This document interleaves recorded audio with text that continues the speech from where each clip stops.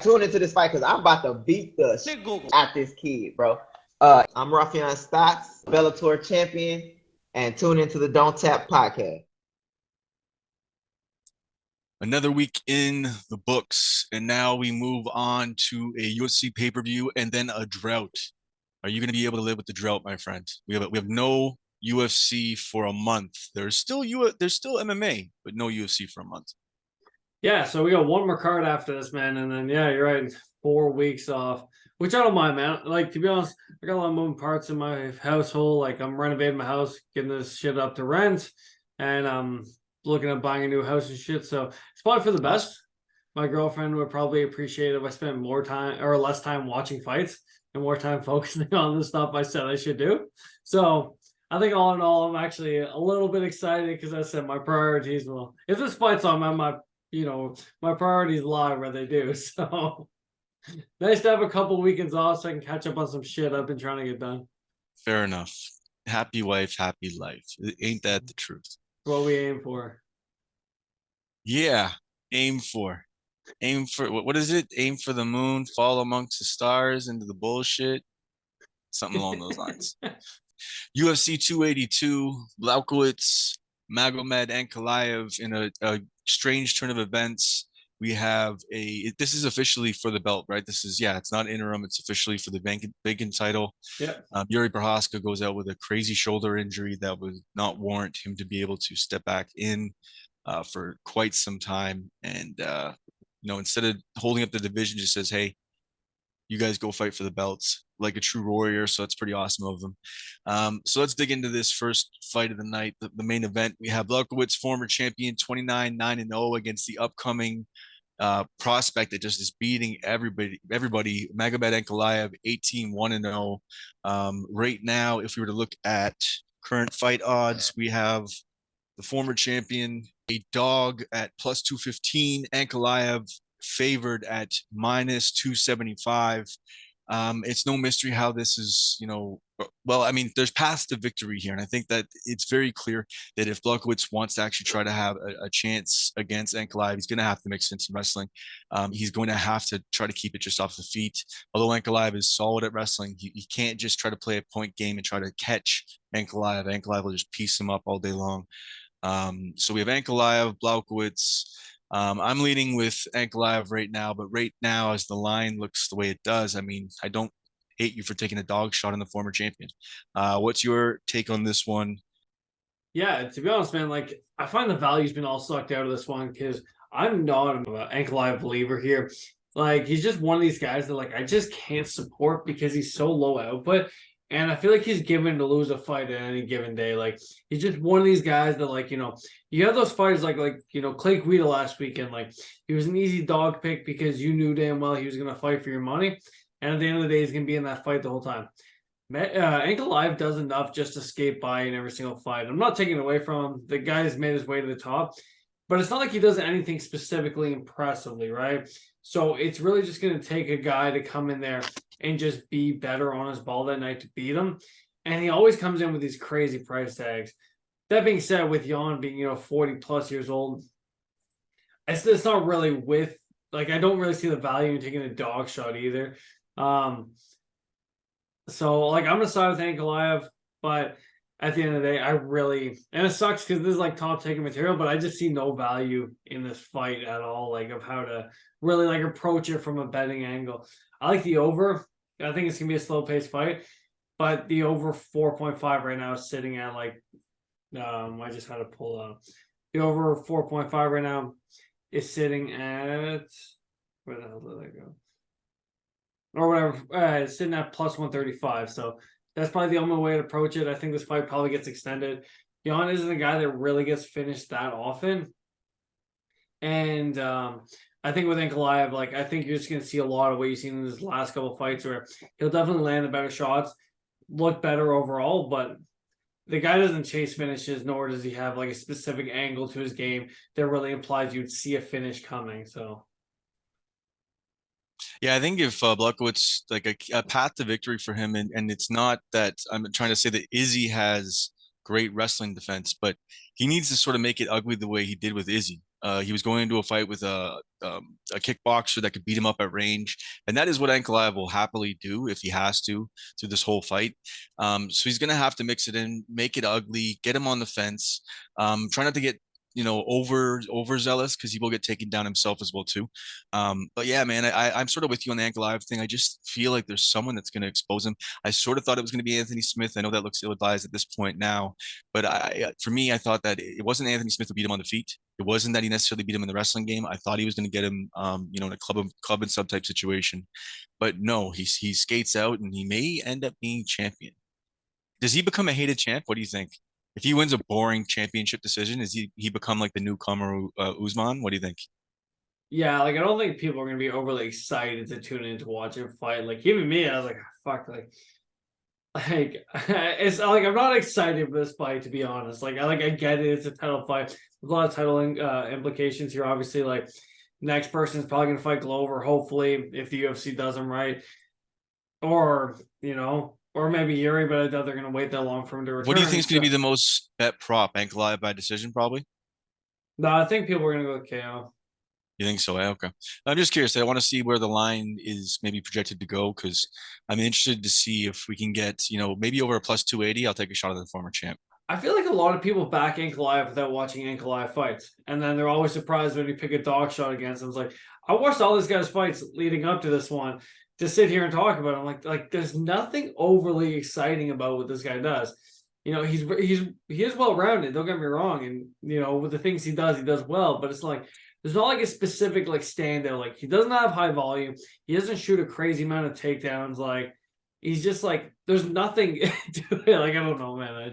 You got to get in his face and make it uncomfortable for him. Get him on his back foot. Don't overcommit too hard, so you're in a grappling situation. He's got strong wrestling too. So like the only unless you have impressive great takedown thing defense, he did was kill Ion Cutelaba, but that's aging honestly horribly because I don't think Ion Cutelaba has really won a fight since that. Hey, tomorrow night's garbage night. I'm going to take the garbage out to the curb too. Yeah, exactly. Give me a medal. Sorry, I know that's disrespectful, but I mean, Ion Cutelaba is a guy who's got, I think, all the talent and the ferocity in the world, but just the fight IQ of I don't even know. With that, I digress and we move on. We have the co-main event of the evening. Now Paddy Pimblett's almost there to his main event status that he wants, but he is on a pay-per-view. He's got the co-main event status.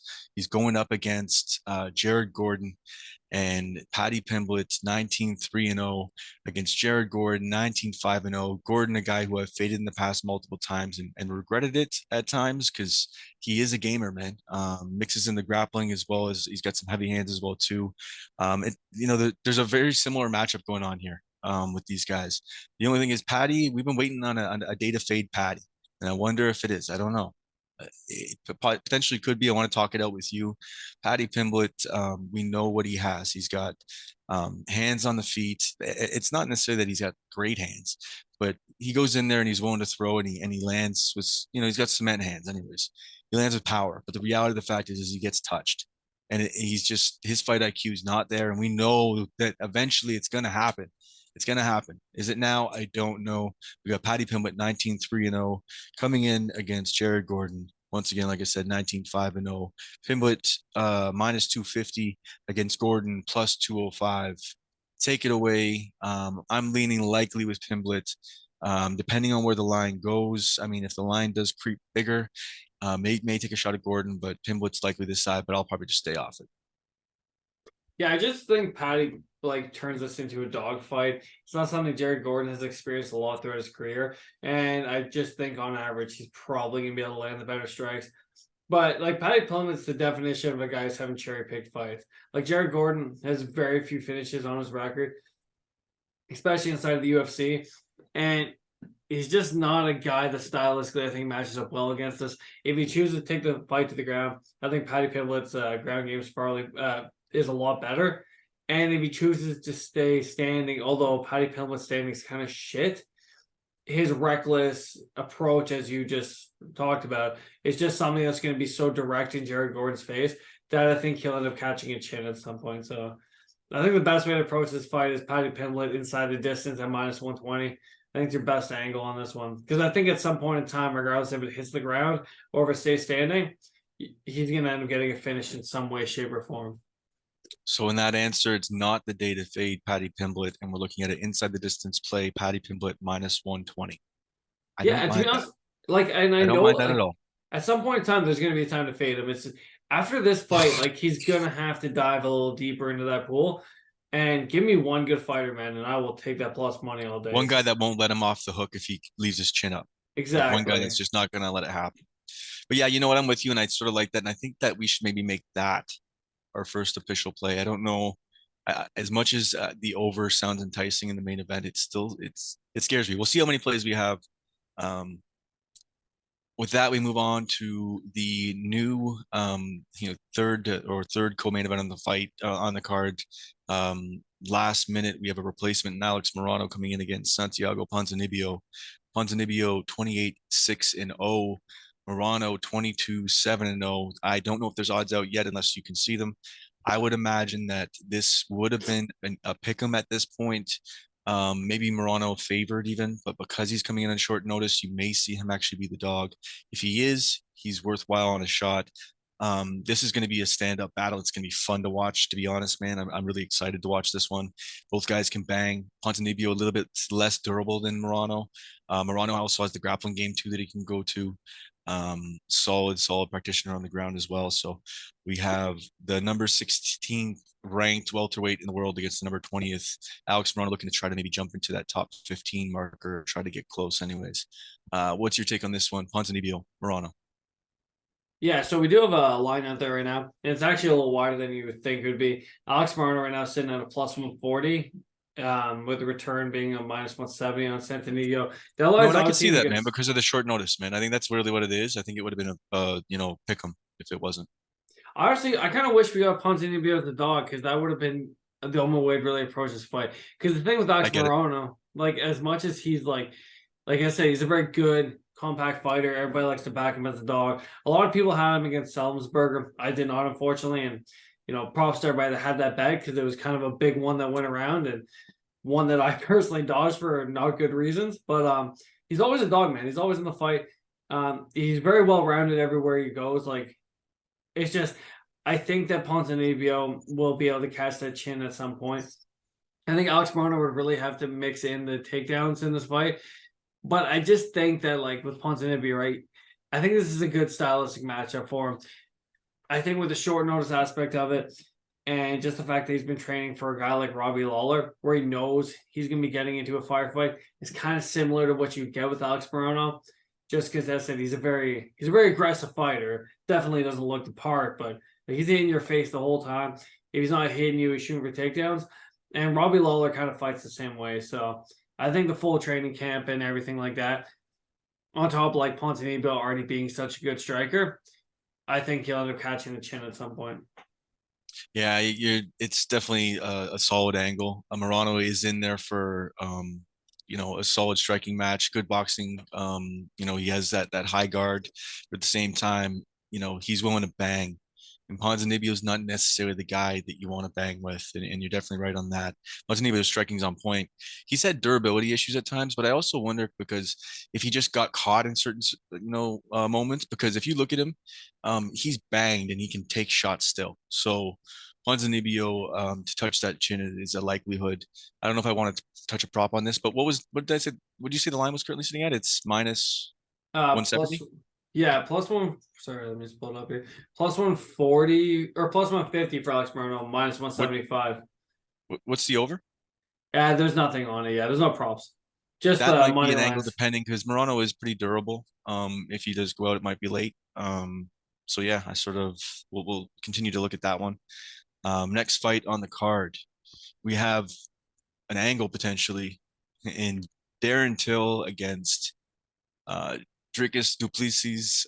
We got Darren Till coming in at 18-4-1 against du Plessis 17-2-0.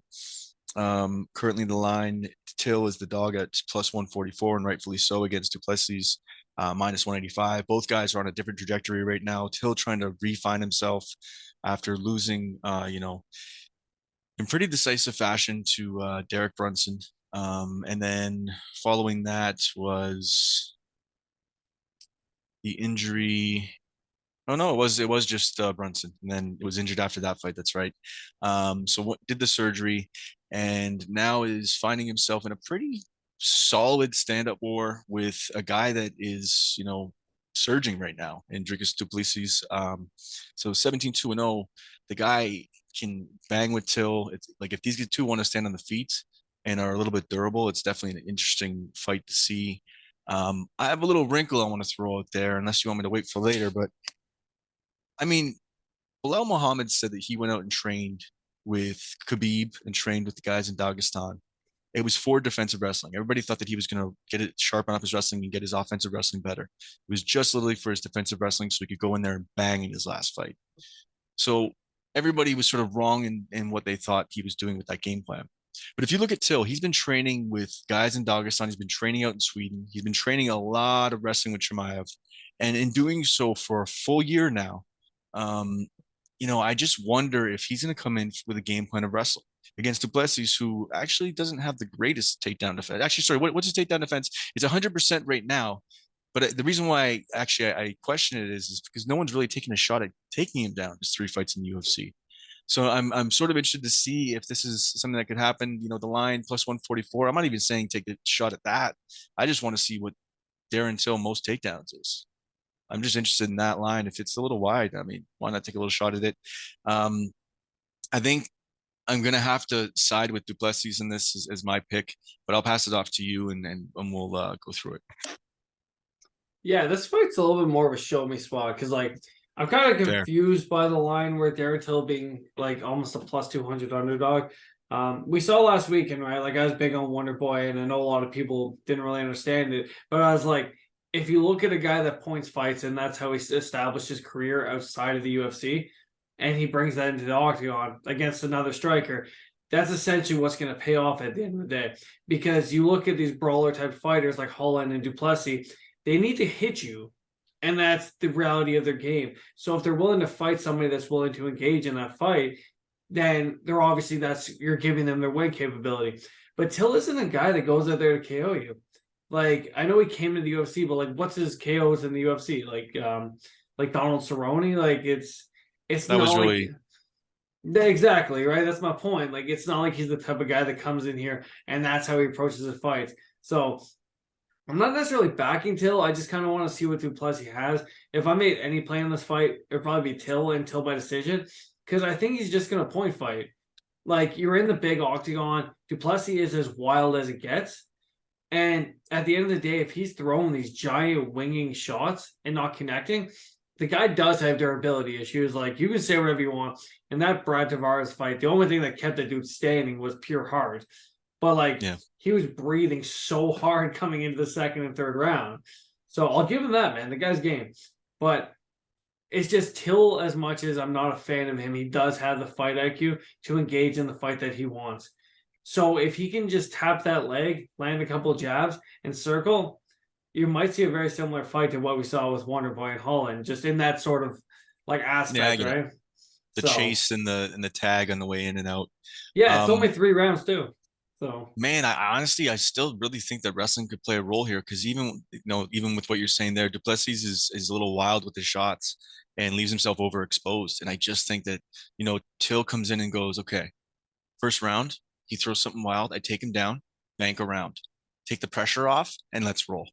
Um, so yeah, you know what? I think I'm gonna play that as an angle. Probably just look for the takedowns and see if that could be a play. But interested to see, in the distance play, fight ends in decision, what that would look like too. So on Bet Online, let's take a look because they had those props up last week. Let's see if they have them now. Yes, they don't have them on now, but on Bet Online they do have the most takedowns. So we'll see what that line looks like when it comes out. Sounds good. Next fight on the card, we have Flat Earther Bryce Mitchell, the most entertaining man in the world. And I'm going to pose something to you here. I'm very interested to see. I think Taporia smashes him. I don't need to, hide the breakdown because you're going to go through what you're going to go through, and I'm going to go through what I'm going to go through. Taporia is going to smash him. Taporia is a monster and a potential future champion, in my opinion. That being said, Bryce Mitchell, if he wins, who is going to interview him in the octagon afterwards? That's a good point. Joe Rogan. We are going to have potentially security come into the octagon, or one of the funniest moments in the history of the UFC post-fight if Bryce Mitchell wins. So as much as I'm on the Topuria train, I think he can bounce back from one loss and just take one for the team. Go get submitted in the first round, call it a day by Bryce, and let's just let it happen. Hashtag let Bryce win. As long as we all know about it, it's not like insider information, right? We're not crousing it, are we? That's a valid point. See, I'm learning already. I'm learning already. I've been watching stuff on this. All right. So I've sort of muddled this up with my funny jokes because it really, honestly, are my funny jokes. Yeah, toot my own horn. But the funny circumstance is what I'm looking at. The funny circumstance that is the ending of this if Mitchell wins. But in all seriousness, I think with what Topuria has been through already, in his career, he's shown that he can grapple and bang and stand and do what he needs to do. And I think that Mitchell's just not going to know what to do when he gets touched. But what's your thoughts on this? This is the O must go, 15-0 versus 12-0. Who you got? Yeah, I'm with you, man. Like, I don't understand the hype behind Bryce Mitchell. Like, I get it, but if you look at the guys has been facing, they're very tailor-made fights. Like, Edson Barbosa has had takedown issues, and it's not overly surprised that at this point in this game, he's been, he's super chinny, man. Like, Bryce even clipped him. Bryce is far from a striker. So I think Bryce is going to actually have to face some adversity in this fight, and I don't think he's going to like it. Like, I think with Ilia Topuria, I think he's just so much leaps and bounds above it. And I think people like to buy the hype because Bryce is a good guy. Like, good on him, man. Donated his purse to charity, all that type of stuff. But styles make fights, and if this fight stays standing, it shouldn't be close. And that's the reality of it. And if Bryce can land those takedowns, yeah, good on him. But Ilia is very known for his wrestling as well. So I don't foresee it being an easy task for him to be able to do that. What does a black belt turn into when he's on bottom and gets punched in the face? Exactly. When it turns into We've a white talked belt. about this, right? So I'm with you, man. I'm Ilia all day on this, man. I thought the line would be a lot wider than it is. Like I said, I don't really understand the hype on Bryce Mitchell. I think if you go through the fights that he's had, he's not the type of guy where he's facing the highest level of competition. Don't get me wrong. A lot of people are going to come out and say, well, neither is Ilia. But Ilia's looking really fucking good against the guys that he's facing. Like Andre Fili, not known for having the best takedown defense. Charles Rosa gets takedown every single one of his fight. Matt Sales no longer in the UFC. Bobby Moffitt no longer in the UFC. And Tyler Diamond, I can name you a single one of that dude's fights. I don't even know who this guy is. My dog's barking right now. I just want to let you know that, right? So Bryce Mitchell, you're out cutting down cedars to make custom toolboxes and farming whatever. I don't even know, man. If you guys aren't following Bryce Mitchell on Instagram, you're not living. You need to follow this man on Instagram. Very resourceful. It actually is sort of interesting how he's resourceful, but still funny. I want to say something, and you may want to. My dog's barking though. I mean, 1 second. So Bryce Mitchell plus 122 dog against the favored minus 152 Topuria, and we may see a debate in the octagon about flat Earth because my dog's barking. So let's go. Joe Rogan, the Earth is flat. How can you tell me from the distance to the sun that this guy's just special? I love it. Because I think some crazy shit, but every time I see someone like that, it makes me go, you know what? I'm not so bad. Anyways, I digress and we move on. We have a battle of some big men. We have Jardinho Rosenstrike against Chris Daukaus. Rosenstrike coming in at 12-4-0. Daukaus coming in at 12-5-0. Man, right now we got Rosenstrike the favorite at minus 175. And Daukaus coming in at plus 144. I mean, really, the one thing that we can take a note at is Daukaus doesn't seem to be able to take a punch. Either that or he's just not as in it in the past couple fights. And I get it. I know who he's been hit by. I mean, getting hit by Derek Lewis isn't a fun thing. I understand. But when you're getting hit by big guys and you don't want to be in there and you don't want to get hit by these guys, that's not a good deal. And from what I've seen, he sort of turtled up in the past little while and been hit. So we got Dawkins coming in against Rosenstrike, who's really, he's had more kickboxing fights than half the rosters had UFC fights on this card. So if you were to add up all of the fighters on the roster in their fights, he would likely be at least, in contention with his kickboxing record. So we have Rosenstrike who's going to come in and likely bang, and I just see Dawkins going to sleep. I was looking at fight doesn't go the distance, but it's likely juiced at this point. You can probably shed light on that. I'm with Rosenstrike in this one. I don't have to break it out too much on the tail end with you. I just think Dawkins, it's a show me spot to see if he's back, because I just think that once you see him out of it at this weight, I think it's time to call it. At heavyweight, you can't mess around. So give me Jairzinho. But what are you thinking on this one?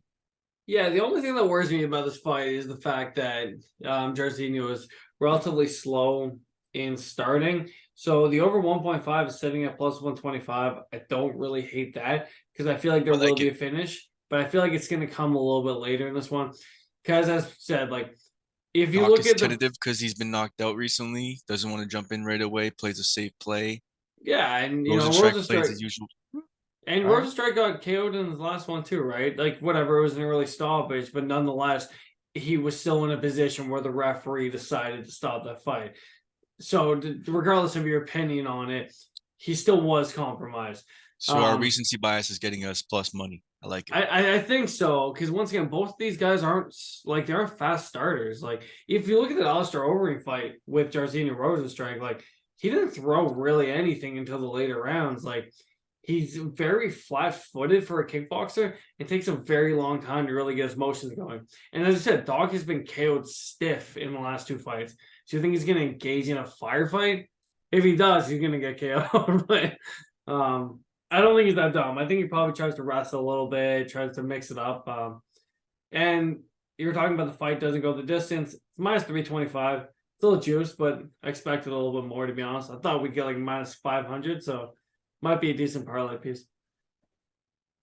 Okay. I think we're on the same page pretty much there. It's going to be violence for sure, and I don't know, man. I think I like the over. I think that's going to be the play. We got a couple overs here. I'm okay with it. Let's sweat a little bit. That's it. Okay, next fight on the card, or shall I say next show me spot on the card. And this is really what this fight should be. We have Jay Perrin 10-6-0 coming in against Raul Rosa Jr., the phenom, the 18-year-old signs. I think he signed when he was 17, correct? And then he turned 18 a couple weeks later. Yeah. With his parents' consent. So we have sort of a situation where we have a guy who's looking like he's being fed to the kid, pretty much, if you look at it. Jay Perrin's stand-up, his ground game is really going to be his path to victory in most situations, at least to gain control, to win minutes. And then honestly, sub guys out. Rear naked choke is one of his biggest plays. I mean, what's he going to do against Rosas Jr.? That's not happening. Right? This is a show me spot, I say, because the kid is so young. It's his first time under the lights. They're putting him in the pay-per-view and he's up on the card. He's not even like the beginning first fight when there might actually be people in the arena when he gets there. And there might actually fill the seats quicker because he's in the, on the card at the point he is. So, Rosa Jr. coming in, the kid will likely submit Perrin. Perrin's likely going to get it. It's going to likely end up on the ground at some point. He's likely going to submit him or at least dominate him. But I'm not touching it. I'm not touching this kid's fights for a while because this kid on the feet is liability and scares me. And I just don't know. They're probably going to feed him a lot of guys that want to grapple. You're going to likely see that for the first couple of fights. That's why Perrin's in here. Perrin likely loses by submission. If you want to fish for it, go ahead. But I would just say enjoy it from a grappling standpoint. It's going to be fun to watch. This kid is dynamic and it's going to be very, very interesting to see if he can actually overcome the stand-up learning curve and still maintain the phenom status. So we have Rosa Jr. coming in 6-0-0, as I said. Perrin coming in 10-6-0. I don't have the line on me right now. I know that Rosa Jr. coming in as an 18-year-old kid is favored too wide, but what's the line out right now? Minus 230 with the return on Perrin at plus 195.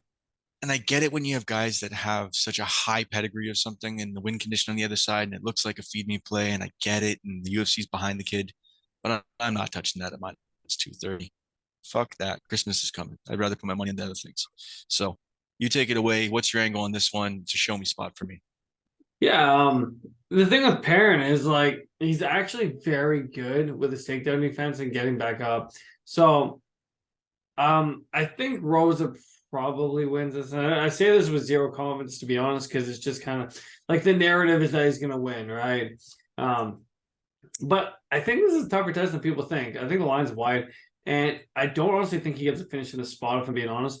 I think that this fight probably gets extended, as in most of his fights where he can What's get the off over? it.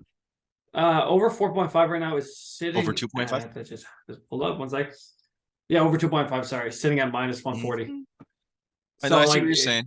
He gets like, like I mean, if you have a kid that's so dominant and then you're like, well, I want to stay off it because I question this, I question that. Then the play is he doesn't finish it inside the distance. You say, okay, he probably dominates him with a decision. Not a yeah, bad angle, like but go still back show and me for me. watch the Perrin versus Mario Batista fight, right? Like Mario Batista is an absolute savage in this division and a guy that's on the up and up. And he went to a decision with that guy. And if I recall correctly, and somebody can correct me on this, I think that fight was short notice as well. So it's like the guy's tougher than people are giving him credit for. I don't know if people don't know the level of competition that he's faced, but even if you look at his last fight with the Richie Lang, like, yeah, he didn't win that fight, but he still went 3 rounds with the Richie Lang, Yeah. which is a guy that's once again like on the up and up. So as much as he doesn't have a win in the UFC, they really haven't given him an easy ride to get there. So I think people are kind of underestimating him a little bit. If you look at Rosa Jr., most of the guys he's fighting, like the win records are just piss poor. Like at least with Jay Perrin, like his way to the UFC was with guys with winning records being like 10-6 and 11-5. And that's a good point, man, because you don't realize sometimes some guys. Sorry. Yeah, so like if you look at his winning record coming in, like prior to the contender series where he fought Mando Gutierrez, which is 7-1, it's 0-2, 2-0, 1-0, 0-0, 0-1. And that's how he got to where he's at. So he has one win over a guy with a winning record. And to me, that's you're gonna play minus 230 on a guy that like it's sketchy, man. What I was going to say there before I cut you off was, with Perrin, you make a good point because what you don't realize when guys come into the UFC, even if they don't have a great start, they went through 3 solid camps potentially. They went through training with some of the top guys for the first time. They're up on a new tier of training. They're stepping it up in the PI. They're doing different things. There's a wrinkle to them becoming better that happens over time. So after about 3 fights in the UFC, all of a sudden you may need to see a new fighter in there. Those are one of those intangibles that we normally don't see coming. It comes out of the blue. You're like, holy shit. Even though it was happening slowly and incrementally, the wins, losses weren't showing. And then all of a sudden, boom, we got a monster in there. So definitely, I don't know if Perrin's, his ceiling's very high, but at the same time, you're right that strength of the schedule is what really stands out. So that is the one of the big things for a stay off for me as well too. And really one of the only big notable things in the difference there, it's like we have the crazy jujitsu level, but at the same time, it's that strength of schedule that's there on the other side that scares the hell out of me. I need to get you a shirt, a Don't Tap podcast shirt with a picture of Tapology picture of Dolce Lungambula and the pronunciation of his name maybe underneath in like broken down so we can really understand how to say the man's name because I can't even do it. You are the fan club president. How does it feel to be able to call his fight again? I want to ask you. Oh, it's gonna be fantastic because I'm gonna take Dolce at plus 500 by KO in this fight. You really are, aren't you? Oh, for sure. That's just special. Okay, how would you take Edmund Shabazian at minus 300? Like, what would warrant that decision? Even if you were just throwing darts at the wall and you saw Edmund Shabazian minus 300, you'd turn around and go, fucking, I'm going the other way. You didn't have to know his opponent. You are a Shabazian fan as well, too. I know you love it. Head movement, head movement. We have Edmund Shabazian coming in 11-3-0. Dolce Lungambula coming in at 11-5-0. 2 really highly touted prospects when they first came in.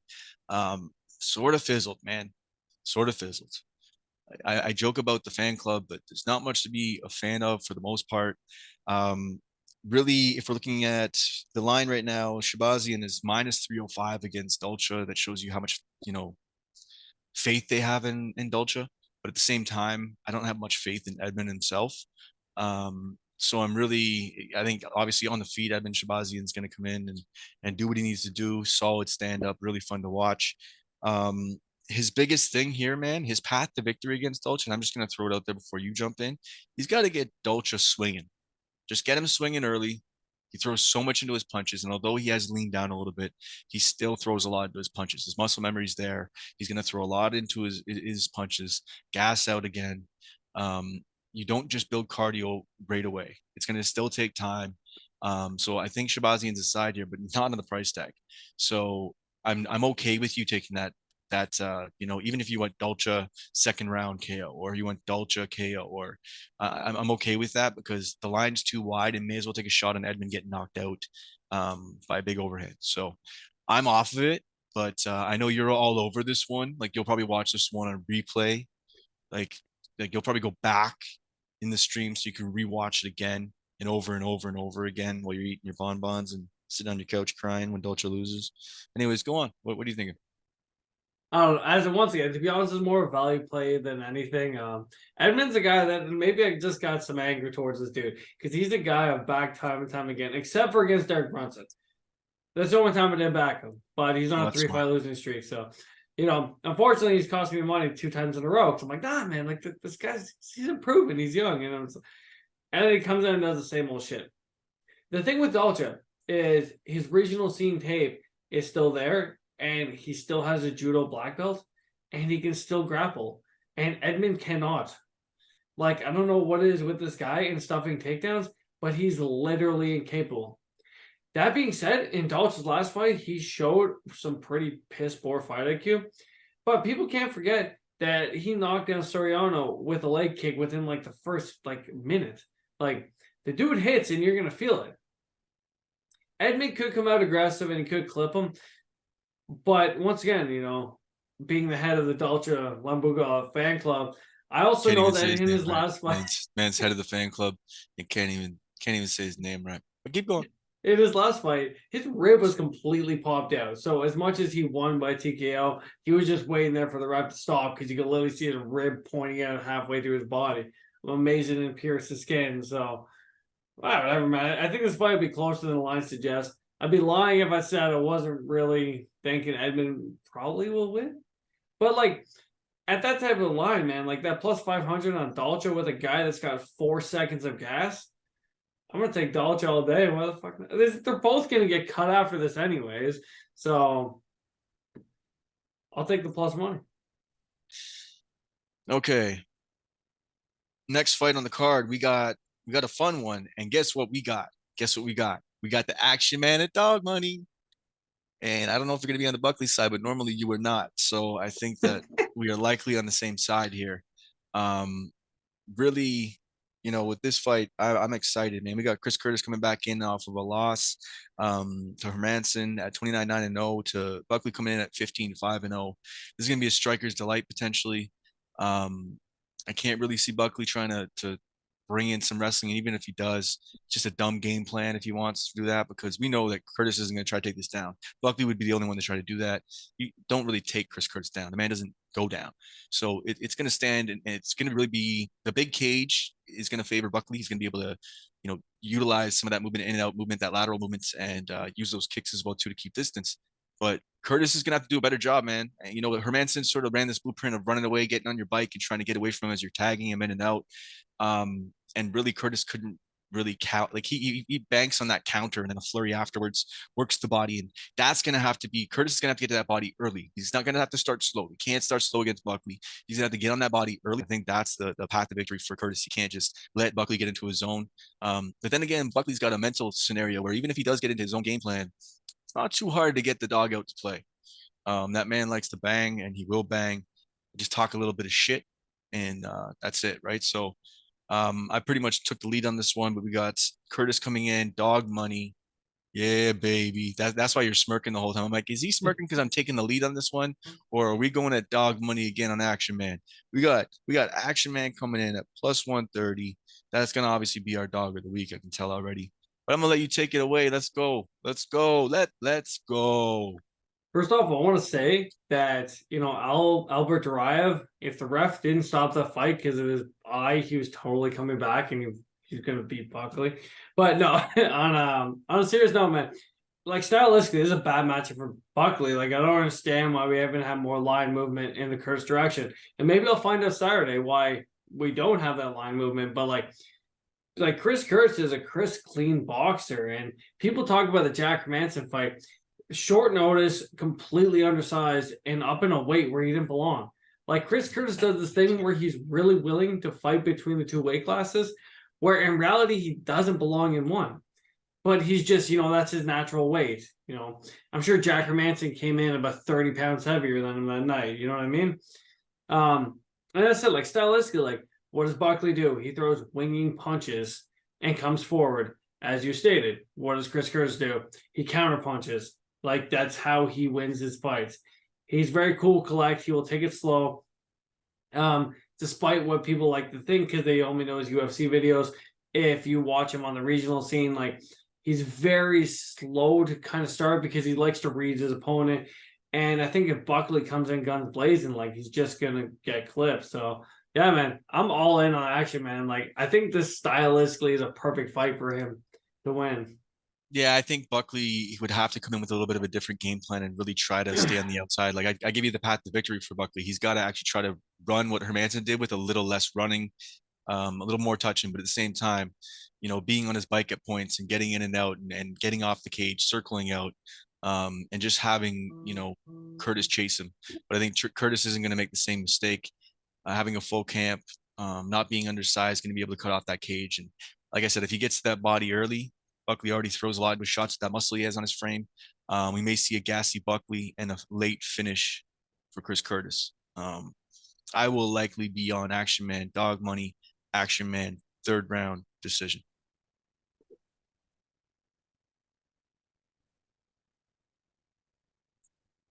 Next fight on the card, we have Billy Quarantillo against Alexander Hernandez. Quarantillo coming in at 16-4-0, Hernandez 13-5-0. Quarantillo coming in as the favorite, minus 165 against the dog, Hernandez at plus 135. We got chaos, but some clean striking and some power in his hands in Quarantillo. We have Hernandez a lot cleaner, but at the same time, he's going to have to stay on the outside and run a game plan similar to what I was just talking about. Because Quarantillo, if he gets him into the way Quarantillo wins, is getting people into firefights, getting people into crazy battles, and I think Quarantillo is definitely a side here. I don't mind the line, but what's your take on this one? We have Billy Quarantillo coming in 16-4-0, Hernandez 13-5-0. Take it away. Yeah, I'm big on Billy in this fight, man. I think Billy's Yeah. had a couple of road bumps in his career so far, but he's one of these guys that's just kind of coming into his own. Very aggressive striker, good wrestling defense, can play on the ground if he really wants to. And like with Anthony Hernandez, I think his only path to victory is getting a knockout. I don't see him winning a decision. It's just Billy's just too good. I think as the fight progresses, Anthony will get probably frustrated with the amount of volume that's coming his way and essentially just end up either Billy will get a late TKO or you'll see it right out to the judges. But I'm with you all day on Billy, man. I think this guy's the real deal. And I think that over the next couple of years, we'll really see this guy kind of grow into the company. He's someone I'd actually like to get in the podcast. But yeah, Billy Quarantillo is an easy guy to sort of be a fan of, and he does go in with chaos, but he has clean striking, man, and he works the body really well. His boxing is really nice, and he works it. He works down and up really nice. He works all the way through those body strikes up to uppercuts, hooks, and was just able to land, pretty much video game type shit on you. As far as a boxing video game, he's throwing combinations on you, and if Hernandez doesn't play it smart in what would potentially have to be a boring fight to win, he's going to have to nullify what Quarantillo does. And I just don't think that's a possible thing. That's like putting dynamite into a tin. Not going to work, bro. So what we'll look at, I think Quarantillo may be an official money line pick. We're going to look at that sort of, I think I like that play, but because everything else is a little bit too wide, I think that's a strong side. Maybe even third round decision, just to sort of, because you can end up, if you go third round decision, man, you just end up getting boosted on the decision prop if it ends in decision. So it works out that way. So Next fight in the card, we have Erik Silva, 9-1-0, coming in against TJ Brown, 16-9-0. This is definitely an interesting matchup with potentially a storyline in the background, but I don't know how much that's going to play a role. Obviously, TJ Brown, I guess now is, you know, not going downtown with James Krause. I would imagine that he is likely leaving the camp because he's in here fighting now. I don't know how closely tied he was to Krause, if he was in his camp solely or not. But I know that he does train with Bryce Mitchell as well too. So TJ Brown coming in against Erik Silva, and it's good that you might train with the Bryce Mitchell because you're going to need to if you're coming in against Erik Silva, who's going to threaten with stand up and as well on the ground. His ground game is fun to watch. So Erik Silva, karate background, jiu-jitsu also there as well too. He's got solid cage work as well too. He'll work. He's active with elbows. He'll be able to work in even compromising situations himself, circle off and land. And like I said, he's got some good subs on his record as well too. The ground and pounds there. He's an all around.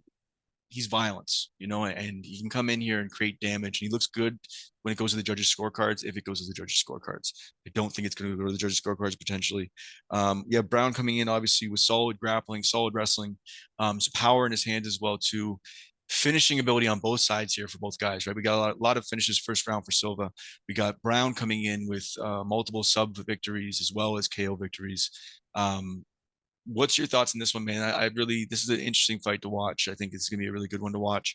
I'm going to likely lean Silva in this one, but I'm not strongly because, at -113, Silva's the favorite to the -105. This is essentially a pick 'em, and I see why. It's going to be fun to watch. Erik Silva, TJ Brown, take it away. Yeah, I like Erik Silva in this fight win. I think with TJ Brown, the thing that we kind of learned in his last fight is, as you and I say all the time, is you fade poor fight IQ. And just the way he approached the fight, man, like it wasn't educated, like wild shots, shooting takedowns out of nowhere. Like to me, he had a very clear path to victory in that fight against Charline, and he just kind of struggled to put it together. Where Erik Silva, like, we don't have a lot to go off of.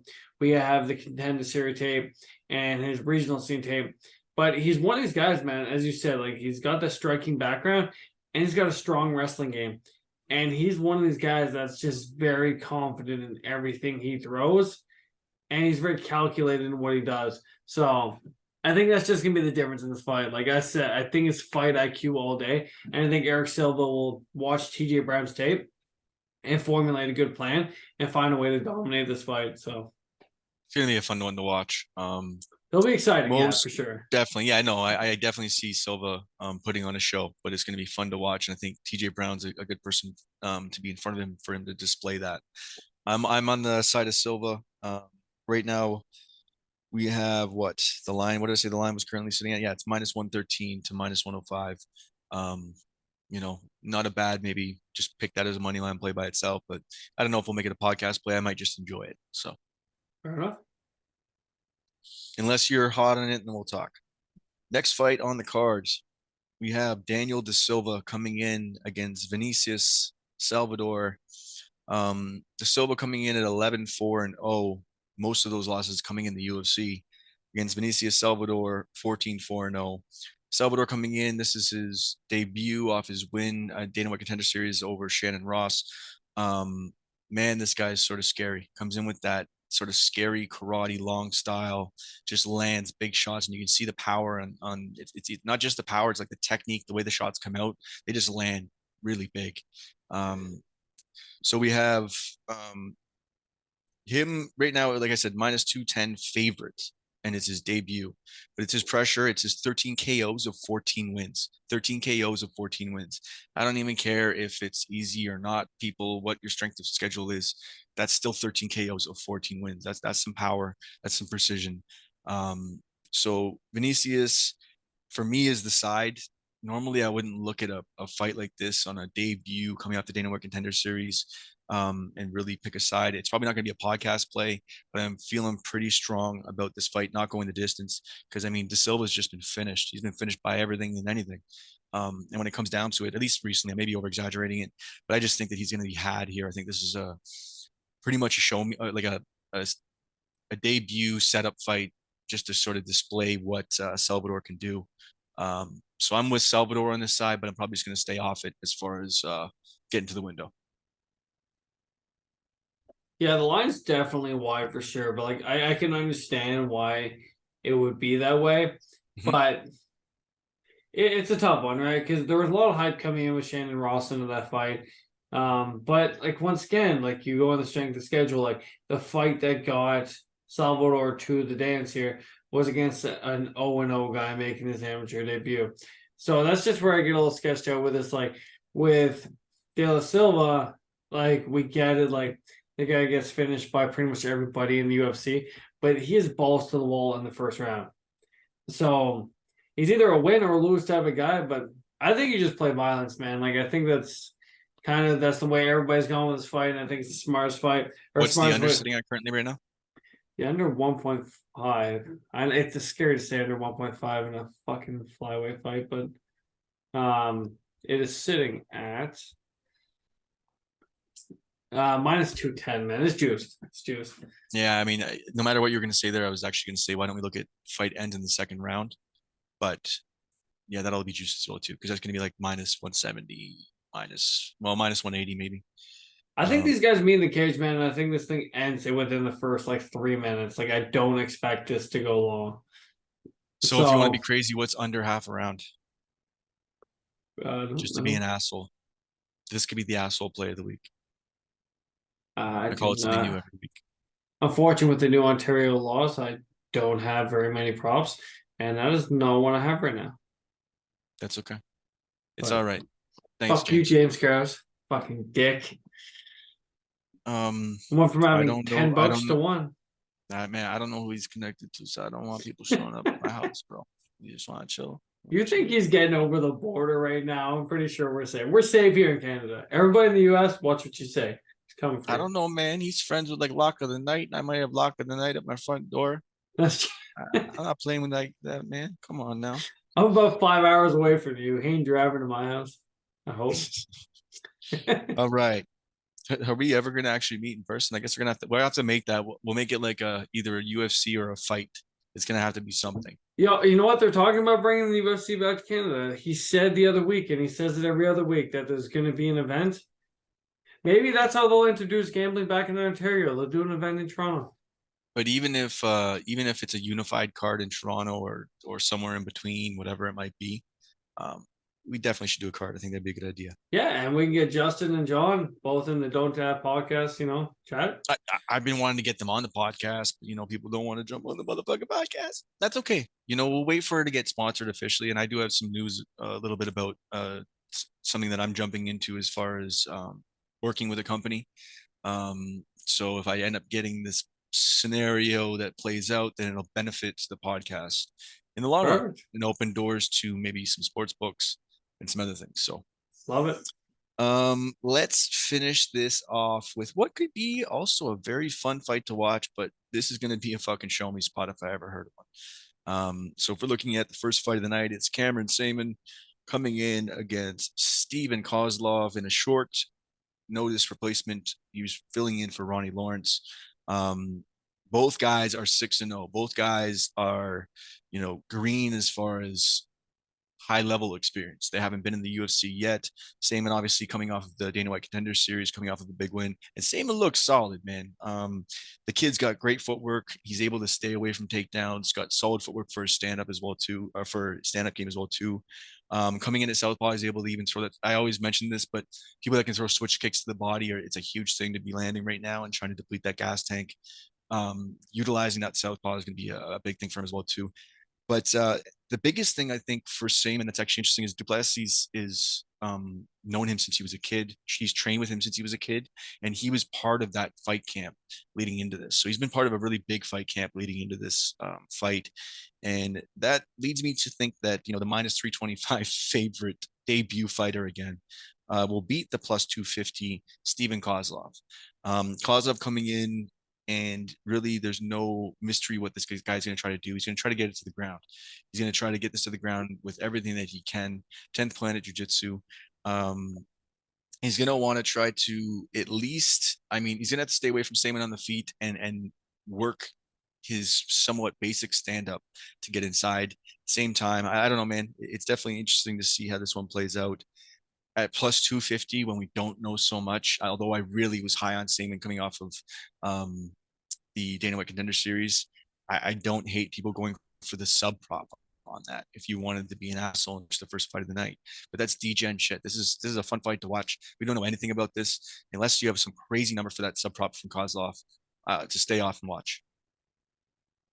Yeah, the sub's sitting at plus 500, so it's not the worst bet in the world. Not enough. I Yeah, wanted it's at least not. plus 700 or north. Yeah, no, I agree with that for sure. Yeah, I'm with you, man. Like, I think Saman's just like a kid's 21 years old, training out of a good camp, and shown a lot. This fight's on short notice, if I recall correctly, for Kozlov, because this was supposed to be against Ronnie Lawrence. And Yep. in all fairness, I don't know what that line would have been, but that's a fight where I would have been on Ronnie Lawrence all day. Yep. That's not the case with Kozlov. I said short notice. I admit that like minus 330 on bet online right now is really wide, but you can get the TKO prop right now at plus 135, and I think that's probably the best way to handle this fight. Like, his Kozlov's win condition is essentially going to be the submission. Like, he's going to want this fight to be on the ground, and I think Cameron keeps this fight standing and just ends up finding that chin at some point. But once again, there's two very young fighters coming off the Contender Series. So just watch the first fight. I don't really suggest betting this one in any way, shape, or form. Yeah, enjoy it, stay off it and see what the deal is. Not enough to know about a short notice guy. If the sub prop was something crazy out there, then it's fun to sprinkle on for fun to start the night off with, whoa, a big win, but otherwise stay away from it. So that is it for the UFC fight card for UFC 282. We do have a Bellator fight card coming up, and I've already been, sort of all over this one with doing interviews with Rafi and Stotts, with Josh Hill, with Aaron Jeffrey, and breaking down, how those fights look. Have you had a chance to look at the Bellator card, and do you have any takes in any of the fights? And if you don't, it's not a big deal. But on the main event, obviously, Sabatello, Stotts. We also have Patchy Mix coming in against, and you don't have to make this like a long breakdown. Patchy Mix coming in against, why is my brain just gone? Magomedov. So Patchy Mix against Magomedov. Any thoughts on those? Yeah, man, I think Rafi and Stotts are gonna smash Donnie Sabatello. Like, I'll admit, like, there's not a lot of guys in MMA that I dislike, and Danny Sabatello is just one of these guys that just like he grinds my gears, man. Gets under my skins. Rafi and Stotts, man, has great striking, good wrestling, and essentially Danny Sabatello has wrestling. He's not an exciting fighter, man. He likes to lay on top of people. Like, this guy's a modern day John Fitch with a shitty attitude. So I'm all into Rafi and Stotts, man. I'm gonna be throwing them in on my parlays, mixing it in with UFC, and I'm confident in him, man. I really like to do it. I said he's been on our podcast. You've had tons of good words with him, and I'm excited to see him go in there and get the win. I also think that minus 170 on Juliana Velasquez is a steal because she won every second of that Liz Commerce fight until she didn't. Yeah, definitely. So I think they're giving you a stupid line on that. And Megamed and Mixed, any line on that? Any thoughts? The overs, to be honest, the overs minus 130, and I know it's over 4.5, but I think that's probably the best way to do it. Both those guys are very technical in what they do, and I think regardless who wins that fight's probably going to do a decision. So minus 130 on the over 4.5 that's a tough one to pick aside, man. Both guys are so good. That's not a bad play. I mean, if you even listen to Stotts talk about it, it's like Magomed did get his back taken by Stotts a couple times, but Stotts didn't finish him, right? So I mean, in that situation, it's definitely a look. It's definitely that you might see some guys really battling for position. But if Mix gets that backpack, man, he's the original backpack. It'll definitely be an interesting way it plays out. But yeah, man, Sabatello, the thing is, this is a 5-round fight. If it was a 3-round fight, no disrespect to Mr. Stotts. If it went to the judges' scorecards after 3 rounds, and Sabatello took him down a couple times, we don't know what that decision could potentially be if there wasn't a big strike that lands or a big moment that lands. But in 5 rounds, man, I just don't see Sabatello being able to wrestle that long. In fact, I know that the main focus is going to be he's going to get worn down, right? And I've watched a lot of Stott's interviews. Before you do an interview with someone, you want to watch his most recent interviews because you don't want to double down on a question. You don't want to, annoy the guy too much, whatever it might be, right? So you want to come up with a good question. But the one thing they talked about was he wants to out cardio him.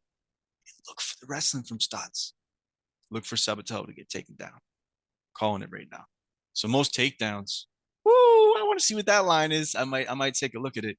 Because if it does end inside the distance and he does end up getting that, we don't know what Sabatello really looks like off his back, right? I'm at like Sabatello. You got to give him credit. I actually talk a lot of shit, but I listened to some of his podcasts on some of his interviews recently.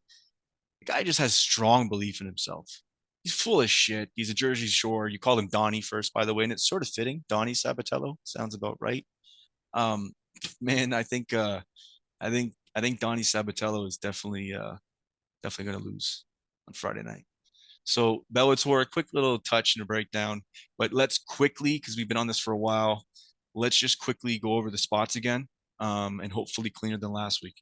It's going to be sort of the left field play, the tinfoil hat play, the asshole play. Darren Till, most takedowns on Dricus du Plessis. When that line drops, he's been training in the hills of Dagestan. He's been training in Sweden with Chimaev. Who knows what else these guys are doing? They're wrestling all the goddamn time. I'm going to take Darren Till takedowns and may just take the dog shot on him, but that won't be the play. Just the takedowns, and it'll be my tinfoil hat play, unless you want to jump on board. The only thing I would take in that fight, man, Darren Till by decision, plus 400. I think it's a solid line. We will also be cheering for Bryce Mitchell, even though we know that Topuria is likely going to win the fight, so he and Joe Rogan can meet in the center of the octagon and have a conversation about the earth. So excited for that. Next pick that we have Chris Curtis as our dog. Got to go with Chris Curtis as a dog, plus 122. Probably going to look at props in that. Curtis by decision, potentially. Curtis by third round, or just third round of decision. The over, multiple different things there. So that speak to me. We also had the over 1.5 with Dawkins and Rosenstruck, plus 125. I like that play too as well. And don't worry, even though we're sort of scrambling through this, it's not a big deal because what I'll do is I'll just repost everything after. Billy Quarantillo is going to be our money line play, our sort of just under chalky play. I think it's the line's pretty accurate, and I want to take a shot at it. So Billy Quarantillo money line minus 165, is it?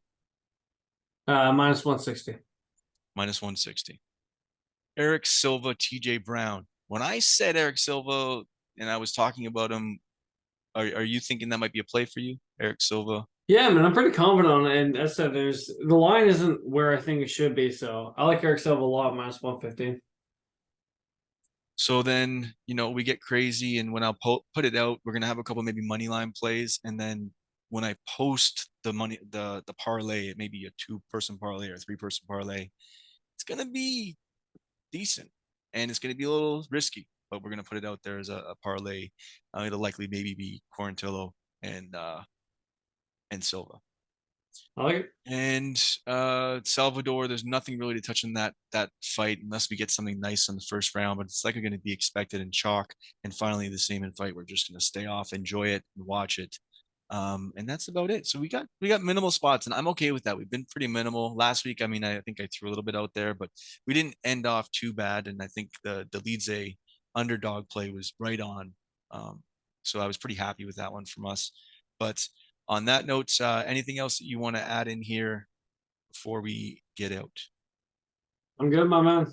Seems to cover all our bases. For sure. For Nick Eagleye, I'm Callum McGregor.